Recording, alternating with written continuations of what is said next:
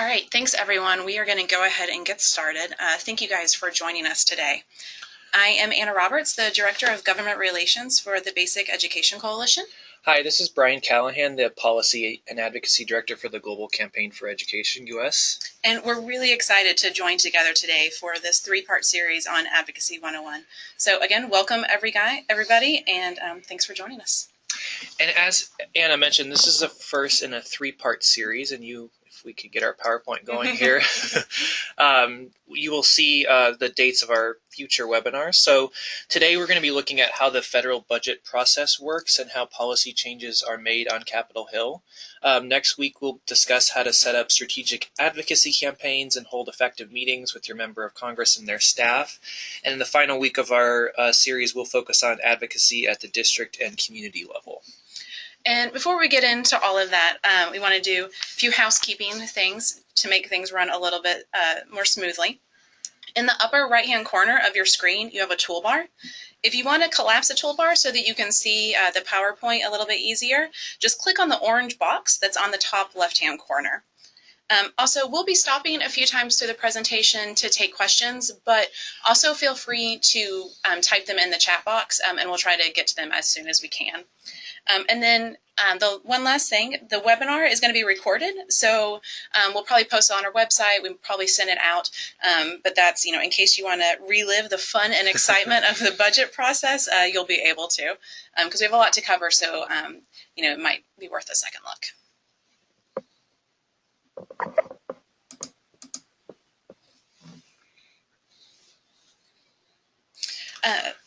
So to go ahead and get started, most of you are here today because you want to understand the basics of advocacy. So that's to say, how can we successfully implement change, and how can we work with the U.S. government to help achieve our goals? Often this process can be broken down into two core areas: funding and strengthening policy. And we'll go through both of those in our webinar today. Just as sort of a background, understanding federal funding is important to the issues that our two organizations work on, because international education programs are funded at the federal level through the process that we're going to look at today. This is an important distinction between domestic education programs, which some of you might work on. Those are generally funded at the state and local level through different processes. And so today we're going to break each of these down into two areas. We'll be looking at how the process works and what are the impact points to affect change. And we'll be talking about, we're going to use basic education funding and programs kind of as an example to go through the process. So, as Brian mentioned, we're going to start with the budget process, and it can be a lot to take in. So if we step back and look at it as a big picture, you can basically break it down into four main steps. So first, the administration is going to make a request for the funding levels for each year. The administration will send it to Congress, and once Congress receives the president's request, they develop a budget that they will then approve in both the House and the Senate. This bill is then sent to the president and signed into law, and once the bill is signed, the funding is then appropriated to each agency. So as you can imagine, there are a few more steps to that. So we've kind of outlined what it looks like for a full year here. So in the fall, the Office of Management and Budget, which is also called OMB, begins forming their recommendations for each agency. They take those recommendations and they compile them into the president's budget request. And that request is sent to Congress. It's historically sent the first Monday in February. And in this request, the president outlines their priorities, where they can save money, and really where their focus is going to be for the year. And with that request, they usually send what is called the congressional budget justification. If you have free time and just want some light reading, it's a great place to find additional information about international funding, both at the country level and for each sector. So after that first Friday in February, when when the president sends his request to Congress, the budget committee takes it and sets overall spending numbers for that fiscal year. That overall funding pot is divided into 12 what we will call smaller funding pots. And that process is what you might have heard called the 302B allocations. And basically, that's just a fancy way of saying how much each subcommittee can spend. And on the next slide, that should come up in 1 second here, you can see the 12 different areas. And again, these 12 areas correlate to the 12 subcommittees of the full Appropriations Committee, which controls this process in the House and in the Senate. Basic education funding is approved by the committee, the number 11 here on the slide, State, Foreign Relations, and Related Programs, also known as SFOPS, SFOPS for short. That committee in the House is chaired by Congresswoman Kay Granger from Texas and Ranking Member Nita Lowey from New York. Because of the work of these two, funding for basic education has maintained bipartisan support.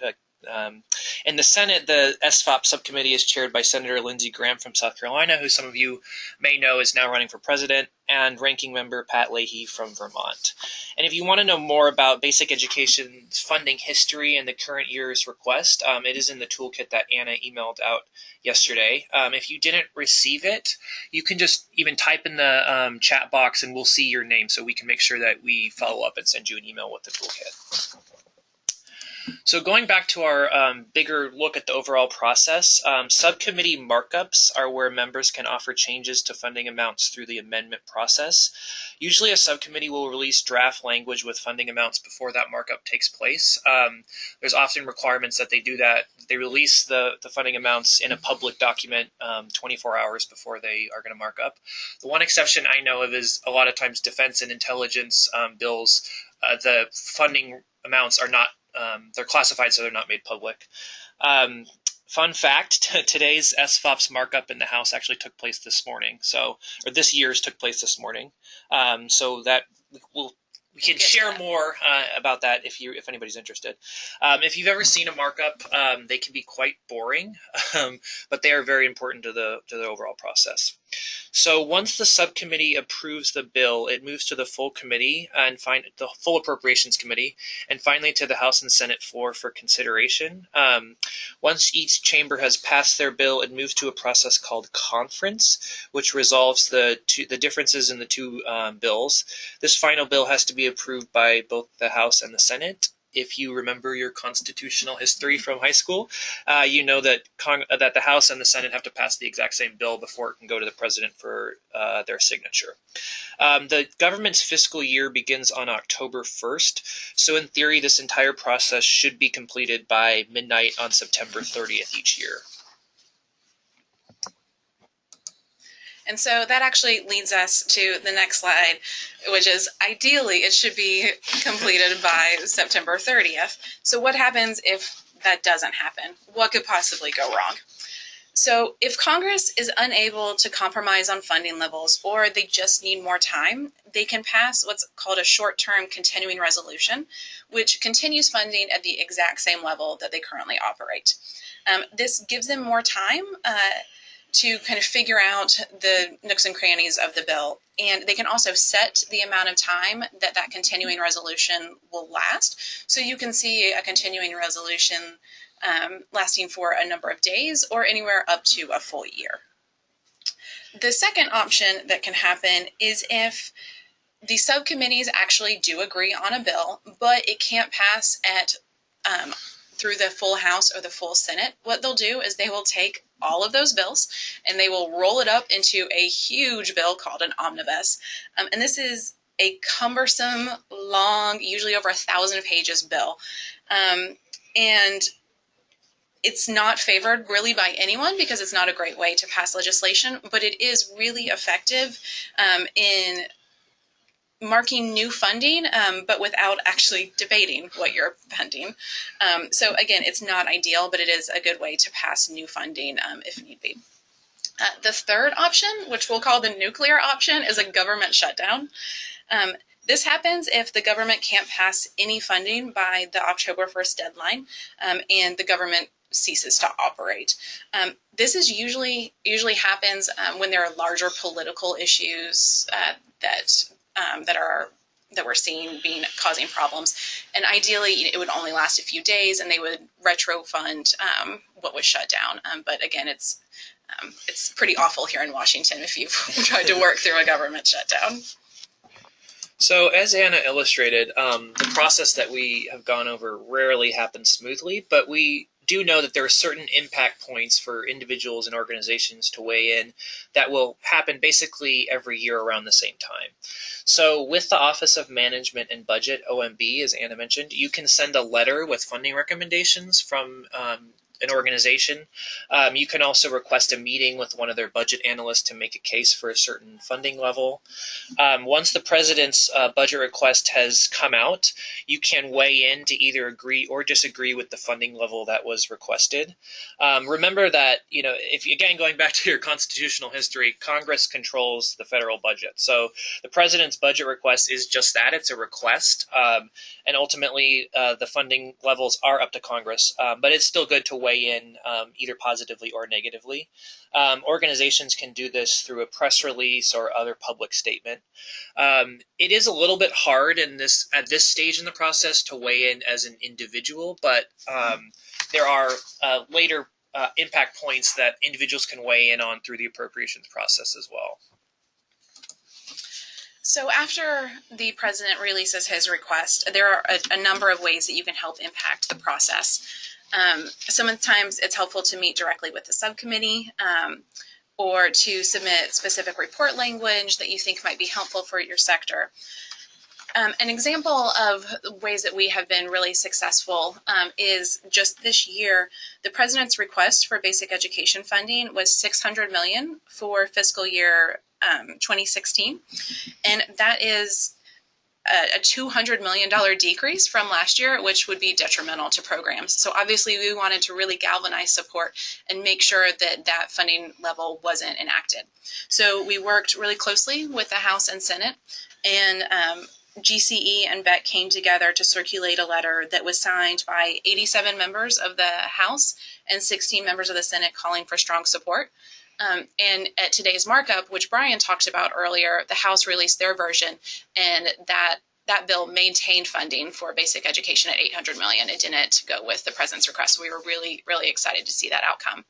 Having said that, this is still a long process, so we need to see where the Senate is going to come out and what's going to happen in conference. So we'll need to make sure that we're utilizing our impact points, making sure that we're talking to members of the Senate Appropriations Committee, and also that we're active during conference as we go forward to make sure that we can maintain that strong funding.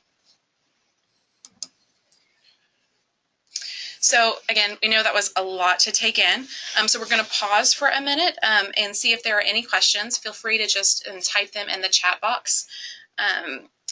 If you have any questions. You can also refer to the document that we sent out yesterday. It goes into a little bit more detail than we're going to here today, but it can be a good kind of reference point if you need some more information. We'll just give people a couple seconds to write a question if they have it, and then we'll move on. Or we will just assume that we are incredibly thorough. But hopefully the toolkit will be helpful as well, just so that you can kind of walk through it yourself as well. So if nobody has a question, and again, you can write it at any point, we'll move on to talk about how policy legislation works.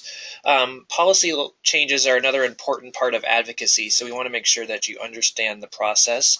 And you'll start to see similarities between this and the budget process that we just went through. So this may go a little bit faster, but again, feel free to type in your question at any point if you have one. So again, we're going to kind of take that bird's eye view of the process and oversimplify it. So you can divide the process into kind of three main steps when you're talking about policy bills. First, a member of either the House or the Senate is going to introduce a bill. That bill will then be approved by the House and Senate. The president signs into law, and voila, change is made. But as you might have guessed, there are a few more steps to that process. So once a member of the House or the Senate introduces a bill, that bill is then referred to what is called the Committee of Jurisdiction, and that is a really fancy pants way of saying the committee that has oversight over that issue. So when we're looking at basic education, our main bill is called the Education for All Act, and that was going to be referred to the Foreign Affairs Committee in the House or the Foreign Relations Committee in the Senate. Same committee, they just have slightly different names. So once the bill has been referred to the committee, it follows the same path that we talked about in the appropriations process. The committee and the full committee will hold what we call a markup of the bill, and there they can offer amendments and they can make changes to the bill as they see fit. And then once the subcommittee holds a vote and they approve the bill, it's sent to both the House and the Senate floor for debate.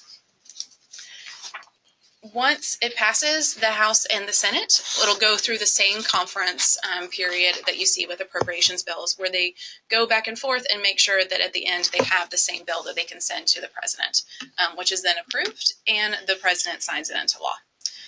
If you want more information on the Education for All Act, you can find it again in the packet that was sent out yesterday. So much like the budget process, there are impact points for really any policy legislation that are kind of similar. So the first is that as an individual or as an organization, you can work with a member of Congress's office to draft a bill to actually help write the language that goes into the bill. This happens more often than you think. Oftentimes, members of Congress will hear about an issue from a constituent, and that will sort of drive their work on a bill.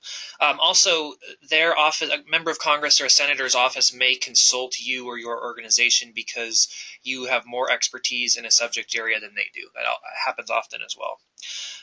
As Anna mentioned, after a bill is introduced, it goes to the Committee of Jurisdiction.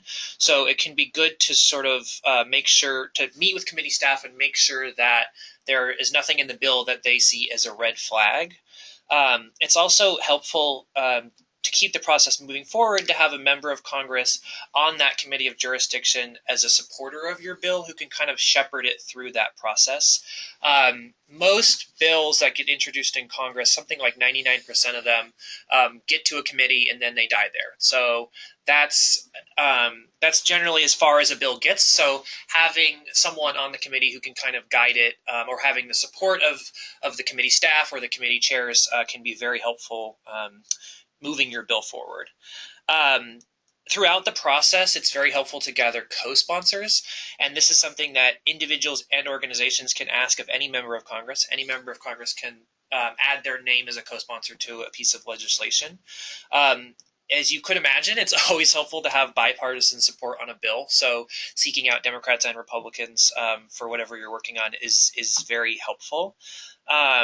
Just to give you one example of something that we did with the Education for All Act was we had an organizational endorsement letter. So we had about 70 organizations endorse a letter supporting the Education for All Act. And that, so again, if you're working in a coalition like Anna and I do, that type of letter can be very helpful. But even as an individual, having that type of support at a community, getting community organizations to sign on to a letter and having it go to one member of Congress can also be helpful in getting them to be supportive or to be a co-sponsor. And especially when those member organizations are actually reside in their congressional district, it can be a good way to show that people in their congressional district care about an issue and encourage them to sign on. And you can get co-sponsors, you can ask members to be co-sponsors before or after a bill is introduced. So really throughout the process, this is something that you can be working on. Just be sort of aware that if a bill does get taken up by a committee, once it's on the floor and being discussed in the committee, any member can offer changes or amendments that could drastically change what the bill does. So you might have one goal in mind and the bill might get marked up in a committee and someone can offer an amendment that would completely change what the bill did. So it's just something to be aware of. And go ahead. I was going to say one question that we just got is to explain a little bit more like what a red flag might be. So, as we mentioned, legislation has to go through this process where it's approved at the subcommittee, full committee level.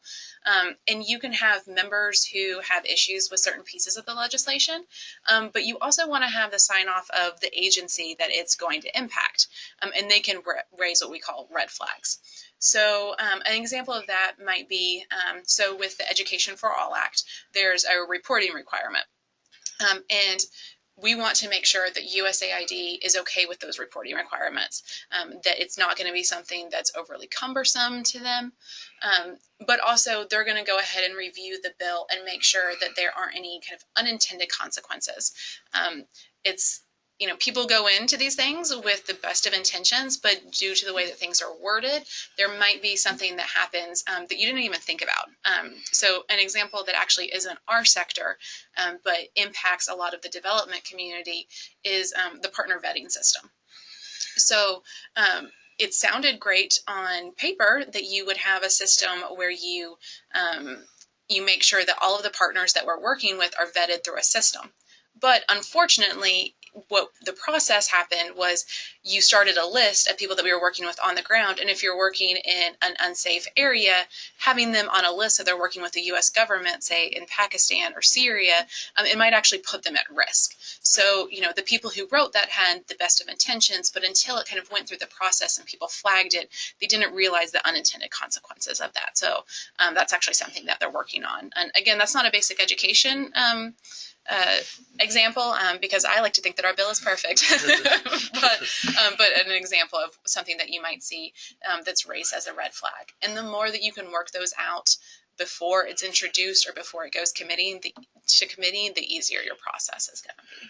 I was also just going to briefly mention that a lot of organizations are successful in getting legislation moved forward by doing an advocacy day. So we are doing this on June 24th. If anyone wants to participate and you're in Washington, let us know. We can send you more information if you haven't already gotten any. But because you can ask a member of Congress to co-sponsor throughout the process, this is something that getting a bunch of people together and having them make that ask of one or more members of Congress is really helpful in moving the process forward. So we'll go ahead and again just pause there to see if there are any more questions. But as we kind of wait to see if anybody has any that they type in, we'll give kind of a brief overview of what's to come. Sure. So next week at the same time, on Wednesday, June 10th, we'll be looking at the basics of an advocacy campaign and holding effective congressional meetings. Yeah, so it's going to go into kind of the basics of how you put together an advocacy campaign. And with that, we'll be sending out another toolkit that hopefully is helpful to help you kind of walk through, if you are going to put together an advocacy campaign, what are the basic questions that you need to be asking to make sure that it's effective. But then also, say you're going into a meeting on our advocacy day, what can you expect? What will the meeting look like? Are there things that you should or shouldn't say, or that you should be aware of? And so we'll walk through some of those. And then our final webinar in 3 weeks is going to talk about some of the things that you can do at the local level if you are still in your home district. Same thing.